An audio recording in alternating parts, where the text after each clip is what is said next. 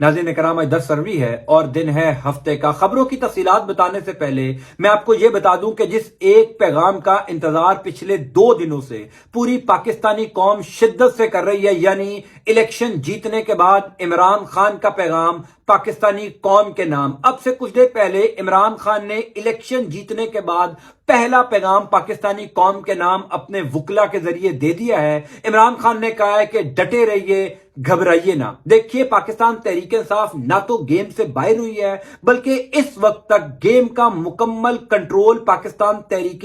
انصاف کے پاس ہے، کیونکہ وہ تمام تر سیٹیں جو رات کے اندھیرے میں پاکستان تحریک انصاف سے چھینی گئی، یعنی جو عوامی مینڈیٹ پر ڈاکہ مارا گیا، پاکستان تحریک انصاف کو جیتی ہوئی سیٹوں پر ہروا کر نون لیگ کے لیے نتائج تبدیل کیے گئے، نون لیگ کو سیٹیں جتوائی گئی۔ آج 10 فروری ہفتے کے دن صبح ہوتے ہی وہ تمام سیٹیں واپس پاکستان تحریک انصاف کے پاس آ گئی ہیں۔ پہلا بڑا فیصلہ عدالت سے پاکستان تحریک انصاف کے حق میں آ گیا ہے۔ میں بار بار گزارش کر رہا تھا کہ گھبرائیے نہ، پاکستان تحریک انصاف کو حکومت بنانے سے کوئی نہیں روک سکتا۔ تفصیلات سے آپ کو آگاہ کر دیتا ہوں۔ دیکھیے، جس طریقے سے پاکستان تحریک انصاف کے تمام تر جیتے ہوئے امیدواروں کو ہروایا گیا، جس طریقے سے ایک ایک حلقے کے اندر ہزاروں کی تعداد میں ووٹ مسترد کروائے گئے کہ کسی طریقے سے نون لیگ کی سیٹیں بڑھا دی جائیں، کسی طریقے سے تحریک انصاف کی سیٹیں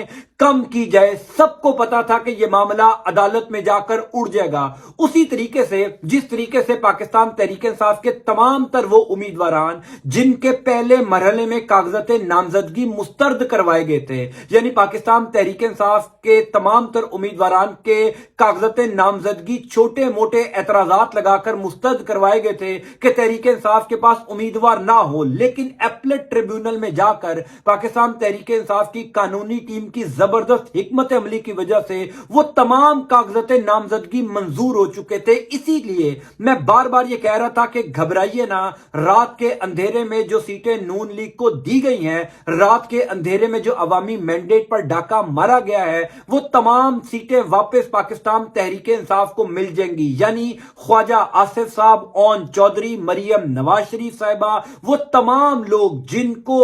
ہارے ہوئی سیٹیں جتوائی گئی ان کو دوبارہ ہارنا ہی پڑے گا۔ تفصیلات آپ کو بتا دیتا ہوں۔ پہلی امپورٹنٹ بات تو یہ ہے کہ این اے 128 جو اون چودھری والا حلقہ ہے، جہاں پر سلمان اکرم راجہ صاحب 100% یہ سیٹ جیت چکے تھے، رات تک یہ نتائج آ چکے تھے، تمام تر پولنگ سٹیشنز کے جو فارم 45 ہیں وہ سلمان اکرم راجہ کے پاس موجود تھے۔ ان تمام تر فارم 45 کے اوپر ووٹوں کی گنتی کی جائے تو پاکستان تحریک انصاف کی بہت بھاری تعداد میں لیڈ تھی، یعنی تقریباً 1.25 لاکھ ووٹ سلمان اکرم راجہ کے تھے اور 40 سے 45 ہزار ووٹ جو ہے وہ اون چودھری صاحب نے لیے تھے۔ لیکن صبح ہوتے ہی یہ معاملہ الٹ ہو گیا، اون چودھری کے 1,72,000 ووٹ ہو گئے اور سلمان اکرم راجہ 1,15,000 پر ہی رک گئے۔ اب سلمان اکرم راجہ نے کل ہی رات کو لاہور ہائی کورٹ میں یہ درخواست دائر کر دی تھی جسٹس باقر علی نجفی کی عدالت میں کہ جناب دوبارہ کاؤنٹنگ کی جائے، تمام تر امیدواران،